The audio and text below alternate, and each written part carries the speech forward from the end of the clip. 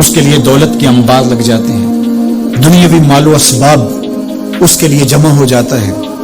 منصب ملتا ہے، عہدہ ملتا ہے، اقتدار ملتا ہے، شان و شوکت ملتی ہے، لوگوں کے دلوں میں اس کا گھر بنتا ہے، تو اس کے ذہن میں یہ بات آتی ہے کہ میرے رب نے مجھے جو عزت دی ہے میں اس کا استحقاق رکھتا تھا، اور میں اگر اس لائق نہ ہوتا تو مجھے کیوں نوازا جاتا، تو گویا میرا رب میرے اوپر راضی ہے۔ اور پھر جب محفل نعت میں مہمان خصوصی بھی بن گئے تو پھر تو ان کے نفس کو اور تسکین مل گئی۔ جب پیر صاحب نے بھی ان کو ہی اہمیت دی تو پھر انہیں لگا کہ واقعہ ہی ہمارا رب ہم پہ راضی ہی ہے، تبھی تو ہمیں مذہبی طبقوں کے اندر بھی اہمیت مل رہی ہے، حالانکہ وہ جانتے ہیں کہ ہم نے یہ دولت کیسے حاصل کی ہے، وہ جانتے ہیں کہ ہمیں سجدے کی توفیق نصیب نہیں ہے، وہ جانتے ہیں کہ آج اس محفل میں مہمان خصوصی سے تو کل ہم شراب خانے میں تھے، انہیں پتا ہے، لیکن اس کی طرف توجہ نہیں جاتی، سوچتے نہیں ہیں، بلکہ وہ یہ سمجھتے ہیں کہ ہمیں یہ جو عزت مل رہی ہے یہ اللہ تعالیٰ کی طرف سے ہماری کسی قبولیت کی وجہ سے یہ عزت ہے، حالانکہ یہ ان کی آزمائش تھی، ان کا امتحان تھا۔ دوسری بات، وَأَمَّا إِذَا مَبْتَلَاهُ، اور جب اللہ اس کو آزماتا ہے، فَقَدَرَ عَلَيْهِ رِزْقًا، اور اس کے رزق کو تنگ کرتا ہے، اس کو آزمائش کی بھٹی میں ڈالتا ہے، فَيَقُولُ رَبِّي أَهَانَنِ، تو پھر وہ چیخ اٹھتا ہے میرے رب نے تو مجھے ذلیل کر کے رکھ دیا۔ بیماری آ جائے، ابتلا میں مبتلا ہو تو وہ کہتا ہے کہ میرا رب مجھ سے ناراض ہو گیا، تو یہ انسان کی کج فکری، ایسا نہیں ہے۔ کسی شخص کو دولت کا دیا جانا یہ اللہ کی رضا کی دلیل نہیں ہے، اور کسی شخص کو غربت کے امتحان میں ڈالا جانا یہ اللہ کی ناراضگی کی دلیل نہیں ہے۔ حضرت امام رازی نے لکھا ہے کہ مکے سے لے کر طائف تک 70 ایسے نبیوں کی قبریں ہیں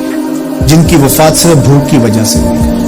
تکلیفوں میں، آزمائشوں میں، امتحانوں میں، ابتلاؤں میں اس کے بندے رہے ہیں۔ میرے اور آپ کے آقا و مولا حضور ختم المرتبت کے گھر میں کبھی برابر چولہا نہیں جلتا تھا، کبھی کھانے کے لیے کچھ میسر نہیں ہوتا تھا، پانی پی کے اور کھجور کھا کے گزارا ہوتا تھا، تو یہ تو کوئی دلیل نہیں ہے۔ اللہ کی رضا کی دلیل کیا ہے؟ نیکی کی توفیق مل جانا، اور اللہ کی ناراضگی کی دلیل کیا ہے؟ کسی شخص کا گناہ پہ دلیر ہو جانا۔ کوئی بندہ گناہ پہ دلیر ہے اور معصیت، نافرمانیاں، اللہ کے حکموں کو توڑنا اس کا مزاج ہے، تو سمجھو اللہ اس سے ناراض ہے۔ اور اگر کسی کو اللہ نے سجدے کی توفیق دی ہے، کسی کو اللہ نے اپنے راستے میں خلوص کے ساتھ خرچ کرنے کی توفیقات عطا کی ہیں، حلال حرام کی تمیز اس کو عطا کر دی گئی ہے، تو پھر سمجھ لو کہ اللہ اس پہ راضی ہے۔ باقی رہی بات کہ کسی کو دولت کا زیادہ دیا جانا، کسی کو کم دیا جانا، تو یہ آزمائش ہے۔ اب جو اہل ایمان ہیں، اللہ کے بندے ہیں، وہ کیا کرتے ہیں؟ جب دولت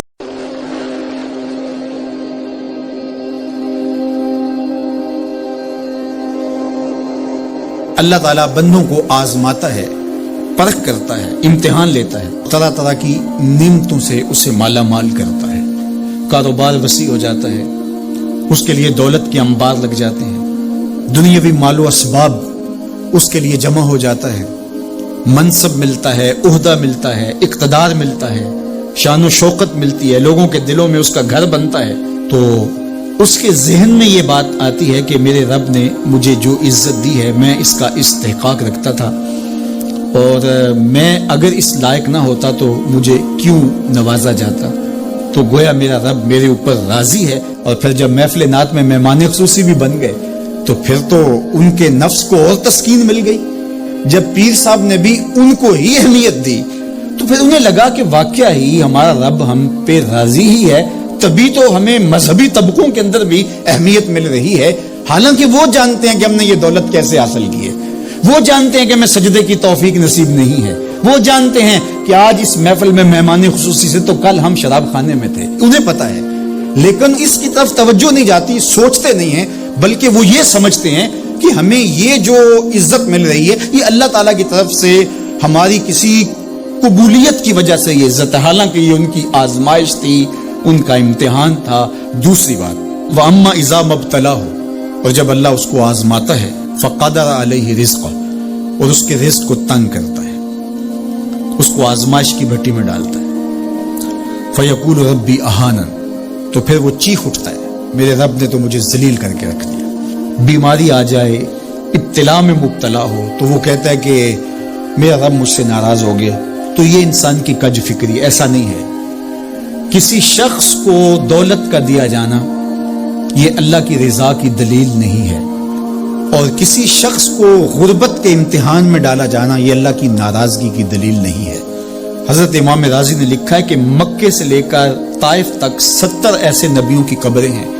جن کی وفات صرف بھوک کی وجہ سے ہوئی۔ تکلیفوں میں، آزمائشوں میں، امتحانوں میں، ابتلاؤں میں اس کے بندے رہے۔ میرے اور آپ کے آقا و مولا حضور ختمی المرتبت کے گھر میں کبھی برابر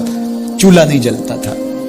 کبھی کھانے کے لیے کچھ میسر نہیں ہوتا تھا، پانی پی کے اور کھجور کھا کے گزارا ہوتا تھا، تو یہ تو کوئی دلیل نہیں ہے۔ اللہ کی رضا کی دلیل کیا ہے؟ نیکی کی توفیق مل جانا، اور اللہ کی ناراضگی کی دلیل کیا ہے؟ کسی شخص کا گناہ پہ دلیر ہو جانا۔ کوئی بندہ گناہ پہ دلیر ہے اور معصیت، نافرمانیاں، اللہ کے حکموں کو توڑنا اس کا مزاج ہے، تو سمجھو اللہ اس سے ناراض ہے۔ اور اگر کسی کو اللہ نے سجدے کی توفیق دی ہے،